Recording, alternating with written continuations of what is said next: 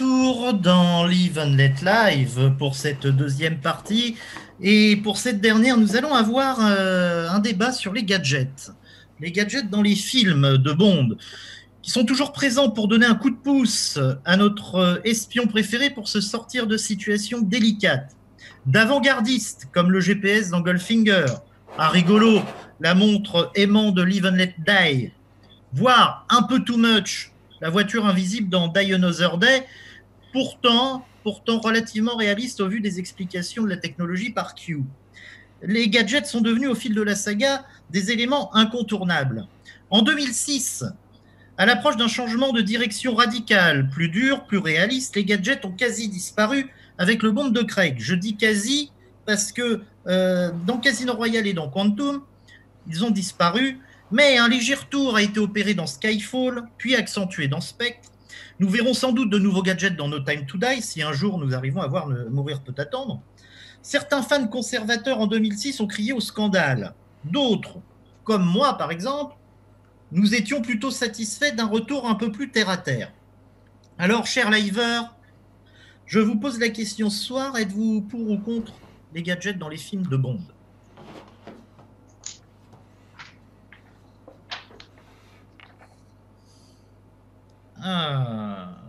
Eh bien, Emmanuel, tu n'es pas neutre. Patrice est pour et contre, Guy contre, Dominique contre, Damien pour et José pour. Et ce soir, pour démarrer, j'ai donné la parole la semaine dernière à José. Tiens, on va commencer par Emmanuel. Alors, pourquoi je suis plutôt contre? Je pense qu'aujourd'hui, on est passé à une époque où finalement la réalité a dépassé la fiction, c'est-à-dire qu'on est tous gadgetisés aujourd'hui.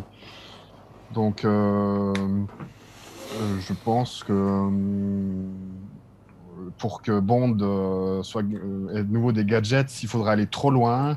On a vu la surenchère qu'il y a eu dans Die Another Day. Donc, moi, je suis tout à fait satisfait du tournant qui a été pris par l'Air Craig. Donc, en cela, je te rejoins plutôt, Mathieu. Effectivement, tu dis qu'il y a une quasi-absence de gadgets dans Casino Royale et Quantum of Solace, avec un léger retour dans Skyfall et Spectre, mais qui est très ironique. C'est-à-dire que si on pense au radioémetteur de Skyfall, il est plus gros que celui de Goldfinger, donc ça c'est très drôle. Dans Spectre, l'allusion dont fait Q au fait que maintenant il n'utilise plus les stylos explosifs, c'est une autre époque. Voilà, et le dialogue savoureux entre Bond et Q dans Spectre, où Bond dit mais qu'est-ce qu'elle fait cette montre, et Q lui répond elle indique l'heure. Mais au final, enfin, elle explose quand même. Oui, alors au final, la montre se révèle effectivement un gadget qui lui sauve la vie, mais j'aime cette légèreté, cette distance, cette ironie par rapport aux gadgets de l'ère Moore ou Brosnan, par exemple. Et puis, pour rebondir là-dessus, dans Spectre, il y a l'Aston Martin qui revient avec des gadgets, la voiture revient avec des gadgets, et aussi il se moque des codes bondiens au niveau de gadgets de voiture, parce qu'on se rend compte que la plupart des gadgets ne fonctionnent pas. Les munitions n'ont pas été mises dans la voiture. C'est la bande-son de 009 qui passe à la radio, et heureusement, à la fin, le lance-flamme arrière et le siège éjectable, eux, fonctionnent. Et ça permet à Bond de s'en sortir sans dégâts. Tiens, Guy. Mais moi, je suis plutôt contre, et je ne suis pas allergique aux gadgets, mais je préfère beaucoup mieux voir un Bond qui va se tirer de situation dangereuse grâce à lui, plutôt que grâce à un gadget qu'il aurait eu, comme par hasard, le gadget qu'il a vraiment besoin pour le film qu'il a besoin. Ce qui serait pas mal, je trouve, bon, si on veut mettre quelques gadgets, et souvent dans les films, on présente les gadgets comme étant l'équipement standard des agents 00. Dans, par exemple, Bombay de Lucie, c'était la mallette. Dans Moonraker, je me souviens bien, c'était le bracelet avec les fléchettes. Mais cet équipement standard, c'est un film et puis c'est tout. Or, ce qu'on peut faire, c'est mettre 2-3 gadgets, mais pas des trucs exagérés. L'équipement standard, mais qui serait présent dans 2-3 films, au moins. Oui, Effectivement, c'est une vision qui peut... Et ça qui est dommage, Bah, quand on remet le vrai. gadget, il va avoir besoin de tous ces gadgets pour le film, et puis c'est tout, quoi. Mais il est vrai que il a l'équipement standard et comme de par hasard, il en a besoin pour ce film-là. Voilà. C'est ça que. Voilà. C'est ça qui est dommage, quoi. Et pour regarder GoldenEye, la BMW, la Z3, elle est Ouais. bourrée jusqu'aux yeux et il n'utilise rien. Exactement. Donc ça ne tient pas cette théorie. Exactement. Sur un seul Et film. D'ailleurs, c'est très juste ce que tu dis, Damien. C'est exactement le même cas de figure pour la Lotus Esprit Turbo de Rien que pour vos yeux, qui semble-t-il est bourrée jusqu'à la gueule de gadgets et dont tu n'en vois absolument aucun. Et regardez la BM du monde ne suffit pas. Alors on en voit, mais alors quand même quand on se dit le prix que la bagnole a coûté, je veux dire elle est hyper mal exploitée dans le monde ne suffit pas finalement. Bien sûr. Et même, tu vois, C'est certains... presque comme si les gadgets servaient à rien en fait. Mais même ce qui est un petit peu dommage aussi, c'est que regarde dans Moonraker, Bond, il a sa montre, son bracelet avec les fléchettes. Oui. Quand il retrouve Chang à Venise, il commence à se battre avec. Mais écoute, poum, hein, il est Oui. mort. Hein. Pourquoi est-ce qu'il utilise à ce moment-là? Oui, C'est Alors, pas la et seule après, vraisemblance mais dans bon, Moonraker. voilà. Hein. Alors, Non, mais ça, José, peu importe, c'est pas le débat de la vraisemblance de Moonraker. Le problème, c'est que si Bond avait utilisé son lance-fléchette contre Chang, on n'aurait pas eu la joie et le privilège de le voir s'encastrer dans le piano. Bon, voilà, ça c'est la première chose. Scène d'ailleurs qui est d'un léger mauvais goût. Mais je rebondis sur tout ce que vous avez dit quelque part, parce que, ayant été bercé dans mon enfance par les films de Roger Moore, je ne peux pas logiquement et décemment être contre. Cela dit, je suis plutôt pour, mais pas totalement pour. Alors je m'explique. Il est vrai que la carence de gadgets depuis l'arrivée de Daniel Craig, comme vous l'avez dit, est souvent ce que l'on peut reprocher, enfin selon moi, à ces films. Ça manque cruellement de fun. Les films de Craig, sérieusement, c'est trop sérieux, c'est pas amusant, c'est pas récréatif. Alors que, on le sait, les gadgets, ils font clairement partie du Bond cinématographique. Et ça, depuis Bombay et de Russie en 63. Guy, tu en as parlé. Mais d'un autre côté, je suis loin d'être convaincu, avec les gadgets, que le public actuel, c'est-à-dire la jeune génération et les spectateurs actuels, puissent adhérer à l'abondance ou tout simplement à la présence de gadgets. Comme ce fut le cas, par exemple, à l'époque de Roger Moore, dont je parlais, avec parfois des excès, comme la Bondole, comme le Gastron Carlson de Moonraker, équipé de mines, de lance-torpilles et même d'un deltaplane. D'un autre côté, ne soyons pas outrés, parce que ce même Gastron Carlson, c'était rien de plus, quand on regarde bien, qu'une déclinaison de l'Aston Martin DB5 de Goldfinger. Mais ce genre de gadget, quand on reprend un petit peu l'historique, que ça soit la Lotus Esprit qui se transforme en sous-marin dans l'espion qui m'aimait en 77, que ça soit la voiture volante de Scaramanga, et que ça soit les montres équipées de fonctions diverses et variées, équipées de télévision, de fax, de systèmes de transmission, etc.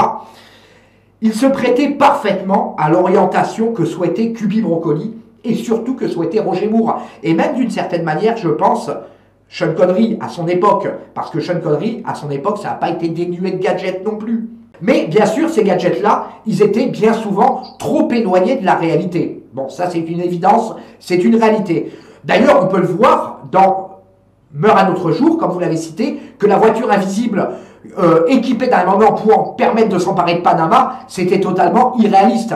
Alors oui, le retour des gadgets avec de la mesure, avec de la modération et en restant dans le domaine du réalisme. Mais il serait malvenu de transposer aujourd'hui, il faut être réaliste et il ne faut pas se raconter d'histoire, de transposer les gadgets de l'ère Roger Moore à l'époque actuelle. Car, à tort ou à raison, le public, et je le crois, demande un retour au réalisme, et tu l'as dit Guy, et à une forme de profondeur psychologique qui, à titre personnel, moi, m'emmerde, et excusez-moi pour le terme, m'emmerde profondément. Ce à quoi ce retour au réalisme, comment dirais-je, à une forme de mesure, de contrôle, d'être dans l'air du temps à tout prix, moi, personnellement, je n'y adhère absolument pas.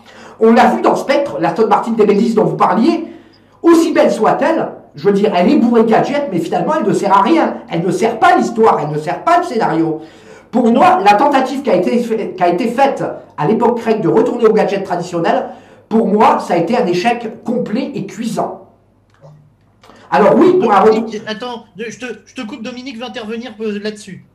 C'est paradoxal, José, pour un fan de Rien que pour vos yeux, qui est un film par excellence de retour à, je vais y venir.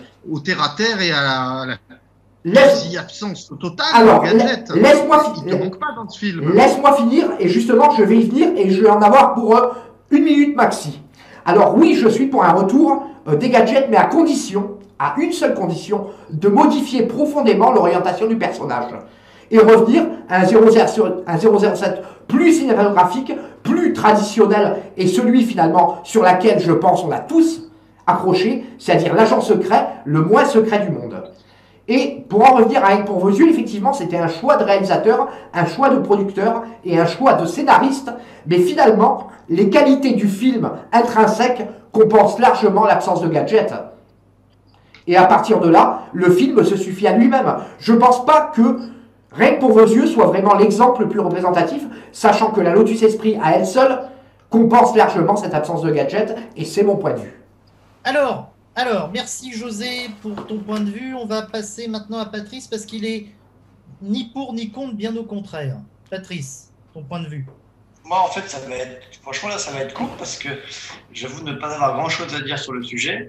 En fait, les gadgets, il y en a que j'aime pas. Enfin, c'est pas par les gadgets que j'ai aimé James Bond, mais en fait, en y réfléchissant bien, moi, je suis totalement dans les extrêmes sur le sujet, parce qu'en fait, déjà, alors, vous savez que moi, c'est les arcades que je préfère, etc. J'adore l'arcade. Il n'y a quasiment pas de gadget, donc j'adhère à fond à un Bond sans gadget. Mais à l'inverse, je surkiffe la voiture invisible. Moi, elle me dérange pas du tout. J'ai trouvé ça super bien, et elle est bien utilisée, je trouve. Et en plus bien expliqué. C'est pas. Alors oui. C'est pas. Oui. C'est pas Harry Potter. C'est pas Harry Potter. Boum. Effectivement, là-dessus, moi, quand j'ai vu Die Another Day, donc c'était en 2002, je devais avoir 16 ans. Et je me rappelle que, mis à part la vague bleue, mais là n'est pas le sujet, la voiture invisible m'avait paru, je m'étais dit, ouais, c'est un peu, là c'est un peu too much. C'est trop, mais c'est trop. Quand on y réfléchit bien, comme tu dis, Patrice, et je suis d'accord avec toi, et c'est ce que j'ai dit d'ailleurs dans mon texte d'introduction, c'est que c'est too much, mais en même temps, la technologie était plutôt bien expliquée, ce qui rendait ce côté-là plus réaliste. Mais le problème, c'est que de voir James Bond dans une voiture invisible, on rentrait dans l'inconscient, dans de la science-fiction, et ce qui, à mon sens, détonnait un peu avec le personnage, et c'est pour ça que beaucoup ont été marqués par la scène invisible. Mais voilà, moi là-dessus, je suis assez paradoxal, parce que j'adore autant une scène à la Rien que pour vos yeux, où il doit prendre ses lacets pour grimper et se démerder, quoi. En gros, c'est une scène très réaliste, où il doit se démerder pour grimper donc la montagne. Et en même temps, je surkiffe une scène dans GoldenEye où il doit récupérer un avion en plein vol, alors que c'est impossible. Oui, mais là, on n'est pas dans là sur l'avion en plein vol. Non, mais c'est pour te dire que je suis dans les extrêmes. C'est pour ça que c'est ni pour ni contre. J'aime les deux, ça me dérange pas. J'adhère à un monde avec des gadgets ou pas. Donc toi, tu es pour soit le retour, ça te dérangera pas du moment que c'est bien utilisé. Non, c'est ça. Ouais. Il y aura des gadgets que j'aime, d'autres non. Alors, rappelez-moi, Damien et Dominique, vous êtes pour ou contre? Je me rappelle plus. Dominique est contre et Damien, t'es pour, toi?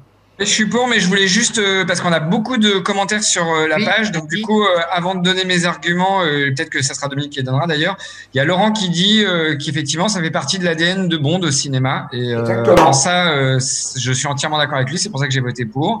Il y a Julika68 qui dit qu'il ne faut pas en abuser. C'est juste ça. La montre laser, elle a l'air de faire l'unanimité, tout le monde en parle. On nous demande quels sont nos gadgets préférés. Ah bah tiens, on va répondre tout de suite. Dominique, ton gadget préféré? Putain, celle-là, elle est dure. Hein. La Lotus Esprit, j'ai envie de dire de manière générale, mais non, elle est trop dure, celle-là. Allez, la Lotus Esprit. José? D'un autre côté, je vais rebondir tout de suite sur ce que dit François Justin à l'instant. Les gadgets doivent servir l'histoire, et effectivement, c'est ce qui manque cruellement à la Aston Martin D-Médis de Spectre. Effectivement, la Bondole sert l'histoire, la Lotus Esprit sert l'histoire. Mon gadget préféré, à titre personnel, d'un point de vue purement graphique, ça reste le Glastron Carlson de Moonraker, équipé d'un deltaplane, etc. Parce que je trouve qu'il a un impact visuel à l'écran qui est absolument remarquable. La Bondole aussi a un bel impact visuel.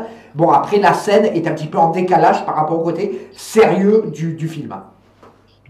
Et il faut laisser les gondoles à Venise, d'ailleurs. Oui, et le Q-Bot sur Atamise. Guy, C'est vrai que c'est une question difficile, hein. Mais à vue de nez, comme ça, sans trop réfléchir, je dirais la DB5. DB5, Emmanuel, Les montres, bien évidemment. Patrice, Cliché, Les les montres. Oui, je reviens sur ce que je disais, c'est pas la Lotus, moi c'est la montre de Vivre et Laisser Mourir. J'ai un tel magnétisme. Ah oui, Celle qui oui, fait aimant. Celle qui fait oui, aimant. oui, elle ouvre très C'est pour bien. pouvoir ouvrir les fermetures éclairs des femmes. Exactement. Patrice, Bah, moi, comme ça, je dirais la mallette dans. non, tu nous as dit pardon, tu nous as dit les lacets de Roger Moore dans Rien que pour vos yeux dans la scène d'escalade. Ça, c'est un gadget de flou, ça. Damien, pour finir. Alors moi, mon gadget préféré, alors ça va vous étonner, c'est dans un film de Pierce Brosnan, mais c'est la montre grappin dans Le Monde ne suffit pas. Parce que quand j'ai vu le film, en fait, j'étais jeune et j'imaginais que je l'avais dans la rue et que je pouvais monter sur les immeubles et tout. Et voilà. J'ai adoré cette montre. Non, ça s'appelle Spider-Man, Damien. Exactement, c'était l'ancêtre de Spider-Man. Et moi, mon gadget préféré, moi j'adore le mini respirateur dans Opération Tonnerre. C'est simplement graphique. D'ailleurs, Il est bien celui-là. Respirateur Repris dans Star Wars, d'ailleurs. Respirateur qui a été repompé dans Diane Another. Oui, qui a été repris dans Die Another Day. Comme d'ailleurs le satellite en diamant de Blofeld, etc. En fait, je me demande qu'est-ce qui n'a pas été repris dans Meurt un autre jour. On se demande. Oui, mais enfin, dans Meurt un autre jour, c'était un film un peu hommage sur les bains. Oui. L'année dernière. Ouais. Le coup de violon, dommage. C'est du pompage, ouais. Dominique, tu nous as pas dit ton avis contre. Alors J'attendais si, tu nous l'as dit, mais tu nous l'as pas développé. Comme disait Tom Bouvier, vous pourriez attendre qu'on vous le demande. Mais alors pourquoi ne le demandes-tu pas écoute, c'est contre. C'est contre pour les films à venir et pour depuis l'ère Craig. Après, je ne dénigre absolument pas les gadgets de l'ancien temps, on va dire. Je me retrouve assez dans la vie d'Emmanuel. Aujourd'hui, des gadgets, tout le monde en a, ça n'impressionne plus personne. Comment aujourd'hui se renouveler sur les gadgets à titre et je me retrouve aussi dans ce que disait Patrice, dans le fait que ça n'a jamais, moi, été les gadgets qui m'ont le plus séduit. Ça faisait partie d'un ensemble que j'aimais bien et je me retrouve aussi dans quelque chose qu'a dit notre invité de la semaine dernière qui mettait l'accent sur le fait que ce qu'il préférait dans les James Bond, c'était les méchants. Et moi, c'est ça, c'est les méchants et l'affrontement d'homme à homme avec James Bond. Enfin, d'homme à homme, ou du moins l'affrontement de l'entreprise du méchant face à James Bond. Dominique, ça n'a jamais été les gadgets mon grand trip. Aujourd'hui, je ne serais pas pour leur retour. Pour moi, ça fait kitsch. Dans les années 60, c'était bien, il y en avait partout. C'était peut-être la première manière, dans les années 60, pour James Bond de suivre son temps, même s'il a d'abord été précurseur, c'était d'avoir des gadgets parce qu'il y en avait partout, dans plein de séries. Donc c'était la mode. Mais aujourd'hui, ça ne l'est plus. Et si on veut que Bond survive, il faut qu'il continue à s'adapter un petit peu au monde de maintenant. A priori, un monde où tout le monde a des gadgets, donc c'est plus la peine de les montrer. Mais ôte-moi d'un doute, tu me dis que les gadgets sont entrés dans la culture populaire, ils sont quotidiens, usuels, etc. Je l'entends, j'entends ton argument. Dis-moi, est-ce que ton voisin est équipé d'une voiture amphibie ? Ben écoute, en tout cas, moi, mon scooter, je le dirige avec mon téléphone portable.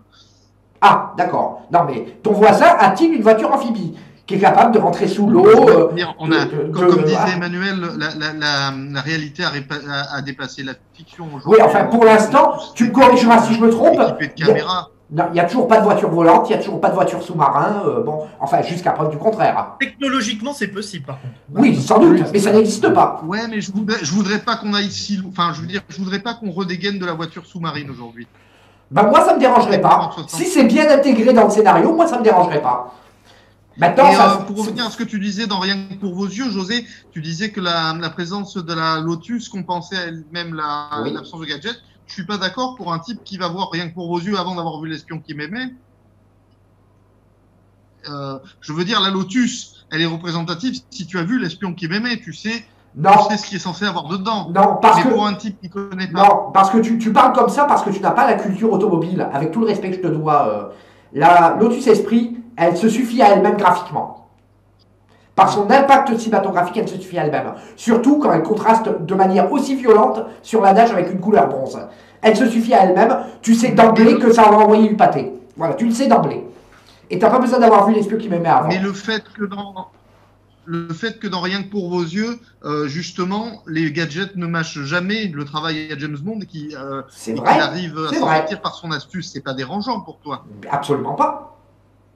Oui, mais parce qu'on arrive à ce point-là dans certains films. Le film, c'est les gadgets qui lui sauvent la vie à chaque fois. En fait, quelque part, Rien que pour vos yeux est un cas un petit peu particulier parce que le film est tellement bon, le scénario est tellement bon, la réalisation est tellement bonne, la photographie est tellement bonne que il n'a pas besoin d'artifice, le film. Il n'a pas besoin de gadgets ou de, comment dirais-je, d'astuces de scénario avec des gadgets, des choses comme ça. Le film se suffit à lui-même. La prestation de Moore, je ne suis pas d'accord. La différence, c'est que par exemple, dans Rien que pour vos yeux, il y a une excellente musique qui est marquante. Ouais, donc Casino. Messieurs, moi j'adore la musique de Rien que pour vos yeux, j'aime bien la musique. D'ailleurs, en ce moment, j'écoute plus celle de Rien que pour vos yeux, alors je sais pas si. Mais bien sûr, mais c'est une évidence. Je sais pas si c'est mon manque de personnalité par rapport à José, mais c'est possible qu'il déteigne sur moi. Damien n'a toujours pas parlé. Alors, pour moi, James Bond, et je rebondis sur ce que disait Laurent tout à l'heure sur la page, ça fait partie de l'ADN et c'est ce qui m'a fait rêver. Les gadgets, ça fait rêver. C'est ce qui fait la différence entre aussi pour moi. Damien, je te coupe. C'est Laurent qui t'a envoyé ce qu'il faut que tu dises. Non. Par contre, parce qu'après je reviendrai sur ce que tout le monde dit parce qu'il y a plein de commentaires. Mais avant de donner les arguments de tout le monde, je voudrais donner un peu les miens. Oui. Ce qui fait la différence pour moi entre James Bond et un film d'action ou un film d'espionnage, c'est aussi les gadgets. C'est ce qui fait rêver le gamin de 12 ans. Tout à l'heure je le disais, j'avais pas 12 ans, j'avais Diana Vade est sorti en 2002, donc je devais avoir 19 ans, et ça m'a fait rêver cette montre grappin. C'était, on voit ça que dans un James Bond, c'est ce qui fait qu'un James Bond c'est pas un film comme les autres aussi. La DB5 de Goldfinger, elle a fait rêver des générations entières. D'ailleurs, quand on voit qu'Aston Martin les ressort à plusieurs millions de livres, ça veut dire que les gadgets ont une vraie valeur et une vraie valeur ajoutée. Après, il faut que ça serve le scénario ou pas. L'argument tout à l'heure de Guy par rapport, on l'a dit dans GoldenEye ou effectivement dans Rien que pour vos yeux, où effectivement on imagine bien que la Lotus elle est bourrée de gadgets qu'il va pas finalement utiliser. Voilà, pour moi en tout cas, je suis pour les gadgets. Quand j'ai vu Spectre, je vous en ai parlé quand j'avais fait quand on avait fait l'émission avec moi, c'est le gun barrel au bon endroit, les gadgets, tout ça. Pour moi, ça fait partie intégrante d'un James Bond. Maintenant que j'ai donné mes arguments, je vais aussi dire un petit peu ce que tout le monde dit sur la page. Attends, je te coupe juste avant de donner de lire les réactions des internautes. Vous dites depuis tout à l'heure que la Lotus est bourrée de gadgets. Je tiens à préciser par rapport au débat qu'on a eu la semaine dernière que l'alcool est dangereux pour la santé. Vas-y, Damien. Alors, il y a François Justement qui demande si la saharienne de Moore est un gadget à méditer. Non, mais par contre, effectivement, il y a Laurent aussi qui dit ce que je disais aussi tout à l'heure par rapport à José, c'est que Diana Verde est bien un film un peu hommage, et rien que la séquence qui se passe dans le labo de Q, c'en est un exemple flagrant. Oui, non, mais d'accord. Il y a aussi Laurent qui dit en 2020, certains gadgets peuvent être d'actualité. Le Walter PPK à empreinte palmaire de Skyfall est quand même bien utilisé dans l'histoire, ça s'intègre parfaitement bien. Sobre. Moi, c'est à la limite du gadget, là, c'est sobre. Donc, effectivement, ça me dérange pas, moi, ça. Moi, maintenant, je voudrais quand même vous poser une question très simple.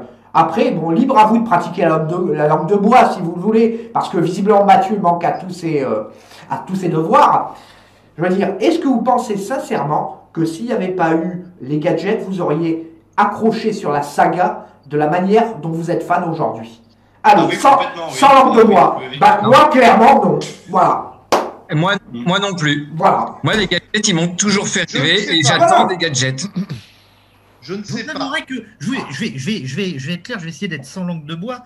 Je vous avouerai que effectivement le fait, bon, ça fait partie du folklore. Donc, est-ce que c'est pas, Ah non, c'est pas les ah gadgets non. qui m'ont rendu fan? Ah, là, je Les m'assure. gadgets- C'est pas du folklore, Mathieu. C'est pas du folklore. Ça n'a rien à voir avec du folklore. Ça fait partie, pour le coup, de son ADN. C'est sa marque de fabrique. Un folklore, Pas pour moi. un folklore, ça La voudrait première dire. fois que j'ai vu moi, la première fois que j'ai vu Goldfinger, vous savez ce qui m'a fait triper, c'était pas la DB5, c'était Hot Job. Oui. Oui, moi ce qui m'a fait triquer, c'est les méchants, c'est le James, l'interprète, c'est le scénario, jamais les gadgets, jamais. Alors, Attends, si, il y a certains gadgets, Patrice. si, ça me fait plaisir de les voir dans les bandes annonces. Patrice, dans les bandes annonces, je te coupe. dans Die Another Day, il y en avait une que j'avais trouvé sympa et qui, à l'époque, m'avait donné vraiment envie de voir comment il allait l'utiliser. C'était la bague chez Q qu'il activait comme ça. et Patrice, qui faisait exploser je la te vitre. coupe tout de Ouais. suite. Le premier Bond que tu l'as vu à quel âge? Moi Non, Patrice. Patrice J'en sais rien, j'étais tout petit. D'accord. Ce qui m'a rendu Et tu- fan, c'est la musique de Barry. D'accord. C'est Tu la vas pas musique me de dire, Barry et les ronds du générique. D'accord, tu vas pas me dire qu'à 6 ou 7 ans, tu vas me dire que tu as analysé le scénario. Non, ne me racontez pas Non, de, le ne scénario, me racontez le pas de scénario, pipeau. peut-être Ne me racontez pas de pipeau. Le scénar peut-être pas, mais les gadgets j'aimais. Par exemple, là, Laurent nous marque que s'il n'y avait pas eu les gadgets, pas de produits dérivés, ça je l'entends bien, et c'est bien pour les collectionneurs, mais moi les produits dérivés ne m'ont jamais intéressé, Ah ne oui, non, m'intéresseront jamais. mais ça c'est autre chose. Ça c'est autre chose. Ça, c'est un choix, ça, oui, ça, c'est du goût, c'est du choix personnel, Voilà, etc. ça n'a rien à voir avec les Mais, films. hein. mais effectivement, bon, moi, à titre personnel, les gadgets, à part quelques-uns que je trouve vraiment sympas, comme le mini respirateur dans Opération Tonnerre, la montre laser, oui, d'accord, dans GoldenEye, qui est sympa. J'aimais bien, ce que j'avais bien aimé, c'était le gadget dans Demain ne meurt jamais, quand j'étais jeune, du téléphone qui guide la bagnole. Ça, j'avais trouvé ça. Ce qui est aujourd'hui techniquement faisable. hein. Mathieu, on en a parlé cette semaine quand sur ma page, j'avais publié la scène avec la BMW dans Demain ne meurt jamais. Elle est extraordinaire, et elle est extraordinaire parce que il y a tous ces gadgets, ces missiles. Je veux dire, les gadgets nous ont fait rêver, j'en suis persuadé. Mais oui, James mais Bond bien sans un sûr. gadget, c'est un Jason Bourne. Exactement. Enfin, je veux dire, c'est- Exactement. Et moi je n'en Moi, démords pas. C'est pas les gadgets qui m'ont fait rêver. Moi, ce qui me fait rêver, c'est, je suis assez d'accord avec Patrice là-dessus, c'est la musique. La musique de Demain ne meurt jamais dans les scènes d'action, j'en suis sorti, j'en avais plein les oreilles et j'adorais ça. Les musiques, les bagnoles, j'adore la DB5, sans les gadgets, hein, juste l'esthétique de la DB5. Les autres, je suis pas un grand fan et un grand spécialiste, mais j'adore la DB5. Si j'avais une belle bagnole à m'acheter et les moyens, je m'achèterais une DB5. Oui, mais la DB5, regarde, ils la ressortent avec les gadgets. Donc ça veut bien dire que ça fait rêver même 60 mais oui, bien ans sûr. après. Bien sûr que ça fait rêver. Il y a des gens qui Mais- adorent, mais c'est pas pour rien. Un autre problème, il y a une problématique avec la DB5, c'est qu'elle a tellement été utilisée, réutilisée, etc., qu'aujourd'hui elle ne fait plus rêver personne. Je veux dire, il la recycle à toutes les sauces, la DB5. Oh, je suis pas d'accord avec Mais toi. si, Là, elle est vous apparue. avez raison, c'est revenu un peu trop là. Mais attends, elle est apparue dans Goldfinger, dans Opération Tonnerre, elle est apparue dans GoldenEye, dans Demain ne meurt jamais, dans Le monde ne suffit pas, dans Casino Royale. Et c'est bon, il faut arrêter avec la D5 jusqu'à Skyfall aussi, Skyfall jusqu'à Et dans Mourir No peut Time. attendre. Et Je dans veux dire- Time to Die, où il va y Mais avoir. non, mais du coup, on l'aura jamais celle-là. Mais c'est la voiture à James Bond. Excusez-moi. Non, c'est pas la voiture. bagnole. Non, Non, Damien, c'est non, pas la- sa voiture. La voiture à C'est James parti Bond de à la l'origine, cinématographique, la DB5. non, c'est Sa une voiture, belle, c'est une Bentley. c'est une Bentley à l'origine. C'est pas une Aston Martin. Si tu lis les romans, c'est une Bentley, Damien, sa voiture. Ouais, mais moi je suis fan de la saga Eon, je précise encore une fois. Et moi je dis que la DB5, c'est sa bagnole. Et je suis désolé de, Cinématographique. et je suis désolé de vous le Complètement. dire. Tu montres à n'importe qui dans le monde entier la photo de la DB5. tout le monde te dira que c'est la C'est voiture à James Bond. absolument. Mais je veux dire, graphiquement, la DB5, qu'on le veuille ou pas, et je m'intéresse suffisamment au domaine automobile, n'a rien de marquant graphiquement. La Lotus Esprit, par exemple, est beaucoup plus marquante. Ou, dans une moindre mesure, la Aston Martin V8, qui apparaît dans Tu n'es pas joué et qui, normalement, réapparaîtra dans Mourir peut attendre. Ça, ce sont les voitures qui, graphiquement, sont marquantes. La DB5, c'est une vieille guimbarde, après tout, des années 60. Et aujourd'hui, moi, je ne lui trouve rien de bordante. Je suis désolé de vous dire. Je voudrais juste donner la parole aux téléspectateurs. Il y a François Justement qui, justement, dit vive le retour de la V8 Vantage. Exactement. Et ça, je suis assez d'accord avec lui aussi. Exactement. Il y a Laurent qui dit que effectivement, on voit beaucoup trop la DB5 depuis ces dernières années, comme quoi je ne peux pas être tout le temps d'accord avec Laurent. Ben voilà. Et il y a Steve, du coup, je m'excuse parce qu'en fait, comme il est avec un autre pseudo, mais les gars, c'est du business aussi, James Bond, donc forcément que l'on ressort les choses qui fonctionnent. Et bien sûr, absolument. C'est clair. Il a tout à fait raison. Il nous reste 5 minutes. Vous ne croyez pas d'ailleurs que cette espèce à partir de 2006 qu'on a voulu revenir sur un aspect beaucoup plus réaliste, donc de quasiment supprimer les gadgets dans Casino Royale et Quantum, et puis de revenir à des gadgets beaucoup plus terre à terre dans les films suivants.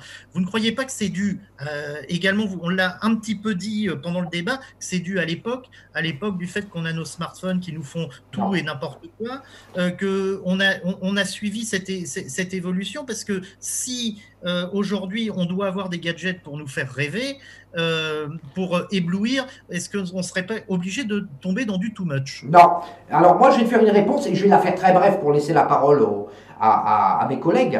Moi je pense que c'est dû à une chose, c'est que les gens adorent intellectualiser les choses. Ils adorent, ah ouais, mais moi j'ai été voir le dernier Nolan, les affres psychologiques de Batman, etc. Parce que les gens n'ont plus le courage d'assumer clairement qu'ils aiment le cinéma commercial, le cinéma de divertissement, parce que ça fait mieux dans une conversation de dire, ah oui, mais j'ai été voir tel film d'auteur, etc. C'est uniquement une forme. Pourtant, Avengers, ça marque beaucoup, et puis c'est pas du. Non, mais d'accord, mais c'est uniquement, moi je pense, une forme de snobisme, et rien de plus. Je partage ton analyse là-dessus. Là-dessus, je suis assez d'accord avec toi. Quelqu'un veut réagir? Non, moi. Oui, mais est-ce que je disais les films Attends, Patrice, Guy voulait réagir. Et je te laisse la parole après. Je vais d'abord, pour répondre à José qui a posé la question tantôt, est-ce qu'on serait fan de James Bond sans gadget? Moi, personnellement, je ne pense pas que je me serais intéressé à James Bond sans les gadgets. Parce que je me souviens quand j'étais tout petit, DB5, je sais déjà que c'est la voiture de James Bond et tout ça. Absolument. Le film que j'ai vu, c'était l'espoir qui m'aimait, bon, et il m'a revenu devant les gadgets. Ceci dit, bon, par après, j'ai lu les romans, et je préfère le Bond des romans à celui des films. Ouais. Parce que c'est des histoires qui se veulent plus réalistes, parce que James Bond est moins marrant et tout ça. Et donc, les gadgets, qu'ils ne soient pas présents, ne me dérangent pas. D'accord. Voilà. Patrice, donc, je dis, non, mais moi, je voulais juste rebondir sur ce que disait José par rapport à ce que veulent les gens aujourd'hui. Pourtant, des films comme Avengers, qui pour moi sont juste du fun de l'explosion, du Disneyland, quoi. Les gens, ça fait un carton. Et donc, il y a les deux. Il y a aussi le fun et le côté... Je suis d'accord avec toi, mais je veux dire, si on prend par exemple les critiques qui ont été rédigées à l'endroit de James Bond dans les années 70, je veux dire, l'intelligentsia... essentiellement intellectuello, bobo, gauchiste, elle était anti-James Bond. Et je veux dire, c'était un tabou d'aller voir un James Bond, c'était pas bien. C'était la plèbe, c'était le peuple, la populace. Et je veux dire, je pense que cette idéologie-là, elle a été conservée. Aujourd'hui, les Avengers, c'est des personnages nouveaux, c'est plus récent, c'est plus à la mode, donc ça passe beaucoup mieux. Je pense que James Bond est resté quand même relativement ancré dans son époque, et je pense qu'il y a une forme de tabou quelque part, de reconnaître ouvertement, ben moi je vais voir un James Bond et je prends du plaisir à regarder un Bond. Moi je pense que cette idéologie-là... Très rapidement, il nous reste 1 minute 40. Pour revenir à ce que disait José sur le snobisme de l'intellectualisation des films de James Bond aujourd'hui, on a atteint l'excès inverse pendant la période Brosnan aussi, et c'était pas forcément très gratifiant. Absolument. On a atteint le paroxysme de la non-intellectualisation pendant la période Brosnan quand même. Hein. Donc, oui. Et là, pour le coup, c'était pas une grande réussite non plus. Merci. Pas de réponse de Damien. Rapidement, très rapidement. Non, je voudrais juste dire les commentaires des personnes sur la page. Donc, Laurent dit que le meilleur gadget de Bond, ça reste quand même le Viagra. Et Steve dit que si on nous enlève tous nos repères, c'est-à-dire qu'on nous enlève la clope, on nous enlève les voitures, les gadgets, les femmes. Et puis oui, voilà. Ça sera plus James Bond. James Bond, c'est aussi ça. Voilà. Merci à vous pour ce débat passionnant, passionné et enflammé. Et je vous dis à tout de suite pour la troisième partie.